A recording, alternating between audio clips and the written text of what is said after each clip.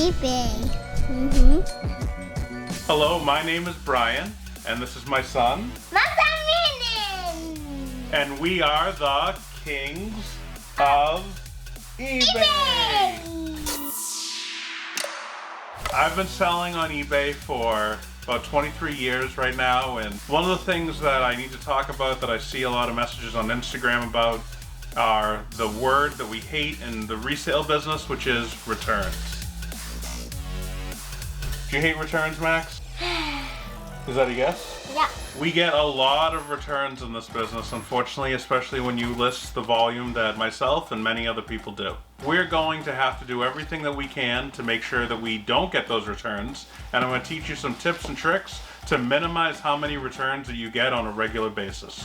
One of the things you need to check that's very important is whether or not the item was delivered over 30 days ago. If the item was delivered over 30 days ago, then you do not have to accept the return. You can just click a button that says, do you want to accept the return?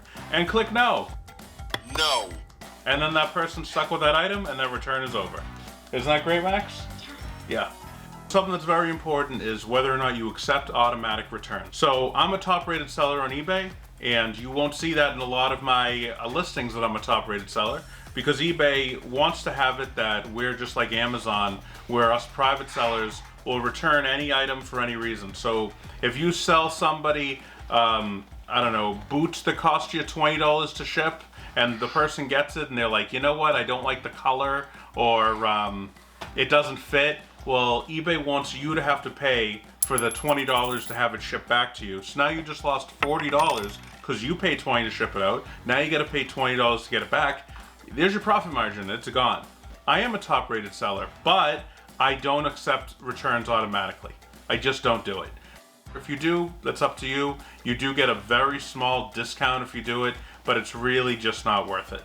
So since you don't accept automatic returns, I'm going to assume that you don't. If someone says that they got the item and it didn't fit, well, guess what? Now it's on them to have to pay to return it to you, because we're not Amazon and we shouldn't have to deal with that. It's a ludicrous thing.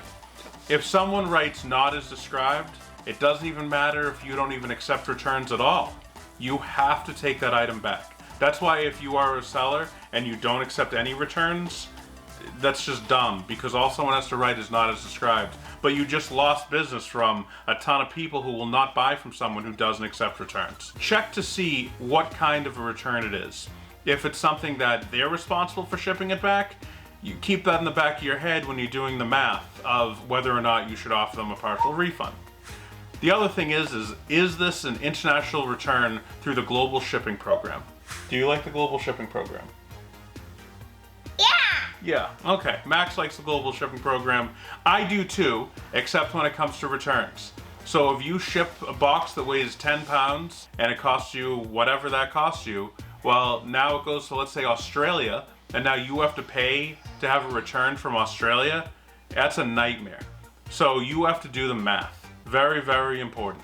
To see, does this make sense to take this return back? Should I take it back, or should I offer them a partial refund? Before you get into that, you want to send those people a message immediately, or really anyone who files a return against you. Your message should involve basically this: I'm sorry you're happy with your purchase. Can you still use the item? Would you be open to a partial refund in order to not have to ship this back? And then the last sentence, this is very important. I do this in every one of my messages whenever there's a problem. I apologize for any inconvenience. No matter if it's even their fault, whatever. I learned this a long time ago from a sales manager. Apologizing to someone or saying you're sorry costs zero. Costs zero, but may save you money, may save you aggravation, may save you anything. Apologize, say you're sorry. It legitimately doesn't matter. Max, can you say you're sorry? Sorry. See? My 3-year-old son can do it. So can you. Then you have to do the math of how much you're willing to lose. Because if it's a $100 electronic you shipped, and the person says that the thing does not work, it's broken, maybe you just didn't test it correctly or you didn't have the right cords, and now you find out this thing is a hunk of junk that cost you $25 to ship. So let's say you paid $25 for it, so now you're in it for $50 between shipping and what you paid. You sold it for $100. I mean, I'd cut my losses with the person. I'd give them $25, $30, whatever they're willing to take, even up to $50 to just break even, to just not have to get that item shipped back where you're getting back an item for $25 that you literally going to end up throwing out because it's worthless. Try to be able to have it that you can offer a partial refund for as little as possible to the buyer, as much as possible to you, because at the end of the day, you want to make as much money as you can. Here's the most important thing possible when it comes to returns. You ready? Pay attention to this. There is a date that they give you. Let's call it March 10th, that it says the item has to be shipped back by. Write down on a calendar, March 11th. If that person has not shipped that item back by the morning of March 11th, then you can call eBay. What are you gonna do, Max? Are you gonna call eBay? Yeah. Yeah, you're gonna call eBay. And you're gonna say to them on that morning, and this is like legitimately, all you have to say, the item was not shipped back in time and I would like you to close out the case in my favor, please. And guess what? The call, because I've timed it, will take you 3 minutes.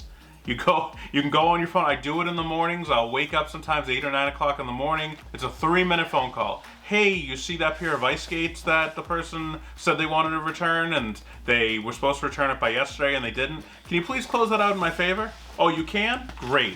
And guess what? It's over with. And guess what? If they leave you a negative feedback, you can have eBay remove it. So it's like the most ultimate win-win. They keep the item, you keep the money, and if they get pissed and they leave you a negative or neutral feedback, one message to eBay of, hey, I want a case against this person, and they gave me a negative feedback, gone, bye, you win. So that's how you deal with returns. Do everything in your possible nature to not have to accept them. Right, Max? Yeah. Max, what do you want to say to everybody? 2. You want to say 2? You can say anything you want right now. What do you want to say? 7. You want to say the number 7? Okay, want to say Kings of eBay? Okay. eBay! Can you say Kings of eBay? eBay! Max, say Kings of... eBay! Thank you for watching. Feel free to subscribe to my Instagram channel, which there should be right here. There should be some type of a information of what it is. It's at Kings of eBay on Instagram. Please subscribe to my YouTube channel that you're watching right now, Kings of eBay. We're almost at 1,000 subscribers and we're trying to get up to 2,000. So the more people that watch this and share would be appreciated. And thank you, and hopefully you don't have to deal with any more returns in the future. Have a good day.